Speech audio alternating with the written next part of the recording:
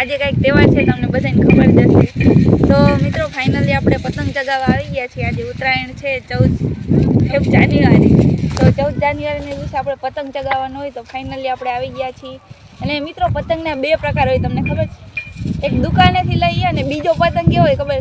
તમને આ લૂંટેરા પતંગ હોય ને, આપણે જે કટમાં આવતા હોય એ પતંગ।